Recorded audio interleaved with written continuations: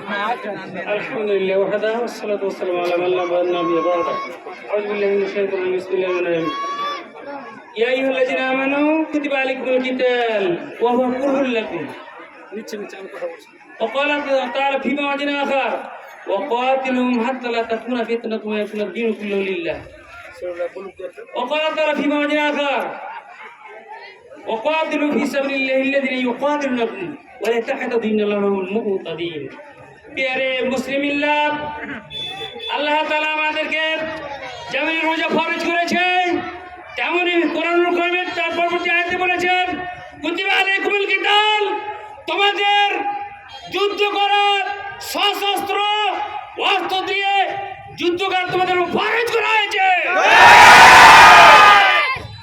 আবার আল্লাহ বলেছেন তাদের সাথে লড়াই করো যারা তোমাদের সাথে লড়াই করে। ইহুদিরা আমাদের দুশমন, আল্লাহর দুশমন। ইহুদিরা আল্লাহ তাআলার ঘোষিত দুশমন। তাদের বিরুদ্ধে আমাদের যুদ্ধ ঘোষণা থাকলো। আল্লাহ তাআলা আমাদেরকে মুসলমান হিসেবে সৃষ্টি করেছেন। রাসূলের ঘোষণা হলো যে কুল্লু মুসলিমিন প্রত্যেকটা মুসলমান জাসাদুল্লাহিরা একটা শরীরের মতো, একটা বডির মতো। বডির এক অংশে আঘাত লাগলে সম্পূর্ণ ব্যতীত হয়। আমার ইসরায়েল দুশমনরা ইহুদিরা মুসলমান ভাইদেরকে যেভাবে হত্যা করছে আমরা সবাই রাসূলের কথা অনুযায়ী সবাই ব্যথিত, সবাই আমরা মর্মাহত। এই ইহুদিদের ছবল থেকে আক্রমণ থেকে আমরা সবাই সোচ্চার হব যেন আমরাও তাদের বিরুদ্ধে লড়াই করে। হাজিরিন, আল্লাহ রাসূল বলেছেন আসাদুল জিহাদ জিহাদুল হাওয়া, সব চাইতে বড় জিহাদ হলো প্রবৃত্তির জিহাদ। সব চাইতে বড় জিহাদ হলো মনের খায়েশের জিহাদ।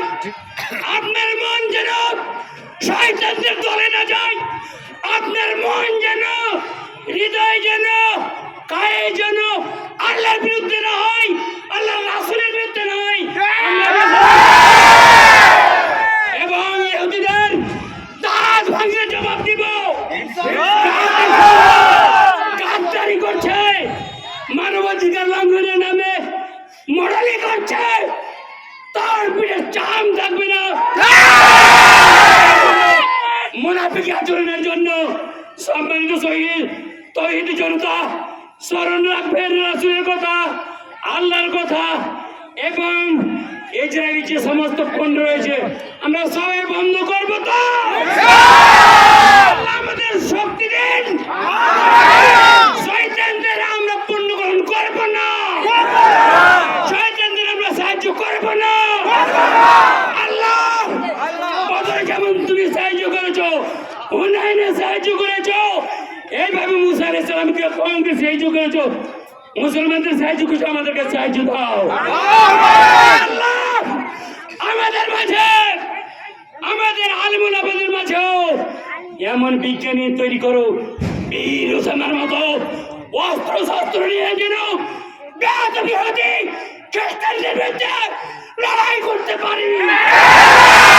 আল্লাহ বড় বড় মার্কাজি মাদ্রাসাগুলা, বড় বড় ইসলামী শিক্ষা বিশ্ববিদ্যালয়গুলোতে আল্লাহ দাঁত ভাঙা জবাব দেওয়ার জন্য বৈজ্ঞানিক অস্ত্র শস্ত্র তৈরি করার শক্তি দাও।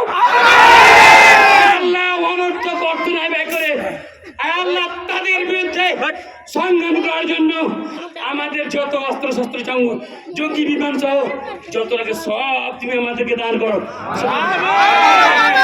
আমি তোমার নিকট আবার আবেদন করি, 5 ওয়াক্ত নামাজে হোক, ফজর নামাজে হোক, আমরা সেই নামাজে আমরা দোয়া করবো যে নামাজে রাসূল সাল্লাল্লাহু আলাইহি ওয়াসাল্লাম কুনুতে নাজিলা পড়েছিল।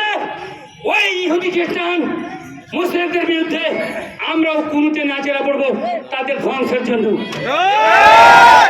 হেদায়েত নসিবে থাকলে হেদায়েত গ্রহণ করবে, অন্যথায় তারা আল্লাহর গজবে নিপতিত হবে। আবাবিল ফেরেশতা দিয়ে, পাখি দিয়ে কাবা ঘর রক্ষা রক্ষা করেছে। আয় আল্লাহ বাইতুল মুকাদ্দাসকে রক্ষা করো। তোমার প্রাচীনতম প্রথম কিবলা বলা হয়েছে কাবাতুল প্রথম কিবলা, দ্বিতীয় কিবলা নয়। হাদিস গবেষণা করবেন, প্রথম কিবলা হলো বাইতুল মুকাদ্দাস। ইহুদিরা দাবি করে আমাদের কিবলা, মুসলমানদেরকে মাত্র 16-17 মাস রাখা হয়েছিল কেবলা হিসাবে। এটা চেঞ্জ করেছে যে কতখানি ইমানদার তোরা ইহুদিরা থাকতে পারে না মুসলমানদের উপরে, রাসূলের বিরোধিতা করেছে। সাথে সাথে অনেক কথা রয়েছে রাসূলের শেষে সে কোরআন হাফেজ হয়ে আলেম ওলামার রূপ ধারণ করে রাসূলের লাশ চুরি করতে এসেছিল ইহুদিরা। ইহুদি থেকে আমাদেরকে রক্ষা করুন আল্লাহ তাআলা। আমিন। সংক্ষিপ্ত বক্তৃতা শেষ হচ্ছে। আসসালামু আলাইকুম ওয়া রাহমাতুল্লাহি ওয়া বারাকাতুহু।